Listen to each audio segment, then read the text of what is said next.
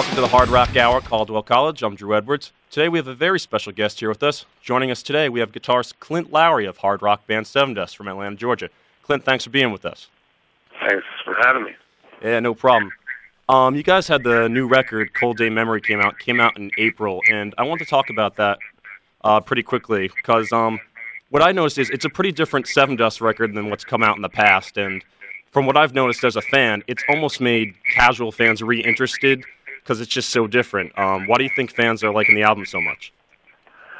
I don't know. I think that we just wanted to basically make a record that kind of encompassed everything that the previous records did, and just basically what our niche is we have a very aggressive kind of music, and we have this kind of melodic sense over that, and I think the contrast is what we think our what separates us from a lot of bands, and I think that's what we try to do. We just try to do what we do the best, and not try. We can't be the heaviest band in the world, and we're not going to be Journey.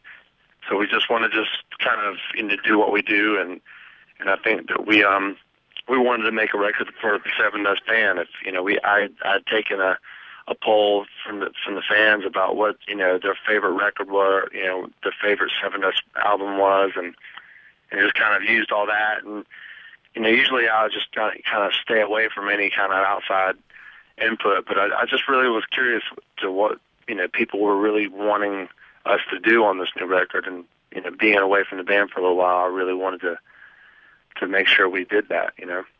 Right. The big thing that I noticed on the record is there are guitar solos, which is pretty much an avenue that the band's never really gone before. What made you guys decide that's something you've wanted to do? I grew up in that shred era. I grew up with Steve Vai and Yngwie and the Paul Gilberts and of course Dimebag and Zach, and that's what I grew up doing. I've always played solos, and for a second there, I guess it wasn't fashionable to be doing solos, and I actually kind of got burned out by myself because I grew up in that era, and it was just after a while it just seemed like a little self-absorbent, and the song was getting lost, to a 16-bar, 24-bar solo, and so I guess I kind of got burned out on it. So when it was kind of when people weren't doing as many solos, I just kind of fell into that, and and then I started getting really nostalgic and just really listening to old Iron Maiden and all these older albums, and I'm like, man, a couple of people started playing solos. I'm like, I just wanted to do it. I really started woodshedding again, and just started doing it. It was fun again to do it, and to kind of and that old spirit of playing and the technique, and I miss it. I think a lot of some of the players now are starting to get back into that more technical aspect of playing, and it's cool to see because it's not a one finger kind of technique. You got to apply all of them, and it's cool to see people woodshedding again.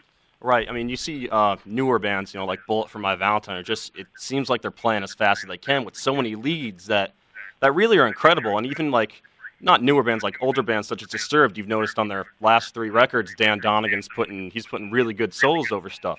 But on your guys' new record, I noticed that, especially on the song The End Is Coming, when I was listening to that for the first time, I was thinking, oh my God, I've never heard anything like this before. It's just it's absolutely shredding. Is that one of your favorite songs on the record?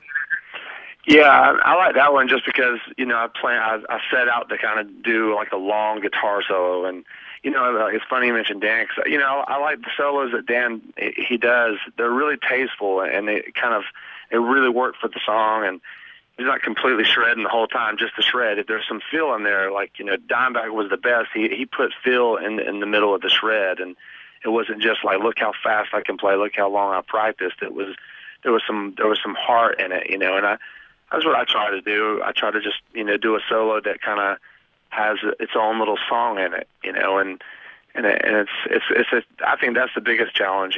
Everyone can shred, but putting it in there where the notes are actually tasteful, and that becomes the part of the challenge to me. You're listening to Hard Rock Hour, Caldwell College Radio. We're here with Sevendust guitarist Clint Lowery, and we're discussing the band's new album, Cold Day Memory, touring plans, along with lots of other stuff. Stay right here. We'll be right back. Hey, Hard Rock Hour at Caldwell College. Again, we're here with Clint Lowery of hard rock band Sevendust.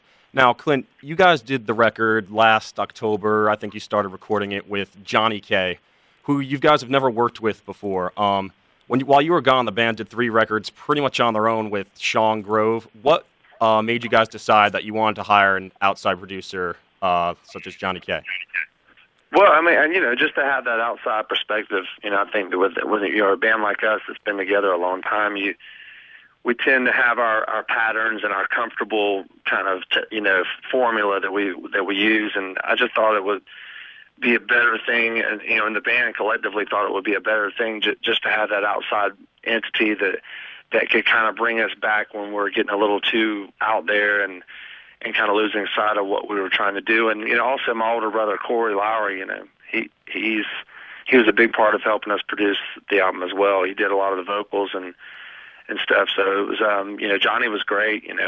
He's very he can kind of get tedious with the way he does things because he breaks everything down and really analyzes what the song is, and so it's interesting to watch him work. And I think with Corey and Johnny, it was really cool to have just another voice to say well, maybe we should do this. And then we've been working together as a band so long, as you kind of get that brother kind of argument thing going on every now and then. It's just ego. It's not egos. It's just it's good to have someone else on the outside to kind of point out certain things and aspects of your music, and and that was good for that.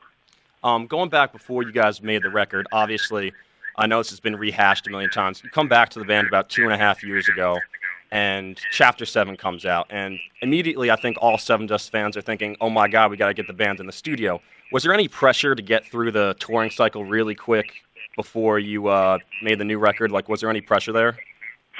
Yeah, I mean, absolutely. I mean, and it was like pressure that we were putting on ourselves, within our camp. We were just really anxious. I mean, I wouldn't really call it it was pressure because we, after a while that there was some, the fans were saying, when are you guys going to do a new record? And, it kind of sucked because, that Hope and Sorrow kind of got shortchanged, but we were just excited to be back together. We wanted to kind of get back in there, and, if I would have had it my way, we would have done it the first year, but we wanted to give it, a proper cycle and stay out there long enough so we could kind of get reacquainted as a band and get reestablished and as far as our direction and stuff. So we took our time, and yeah, there was a little bit of pressure. I mean, but it was the welcome kind where you kind of put yourself, you really push yourself to do well, Right. I mean, it was kind of funny because I think the fans were almost used to Sevendust music every year because it seemed like with Next, Alpha, and Chapter 7, they come out almost within a year. So, and even myself, my friends are going to me, when's the new Sevendust record coming out? They got Clint back then. And I said, well, I'm not sure. Hopefully they don't take too long. But obviously it was really well worth the wait from most people that I've talked to.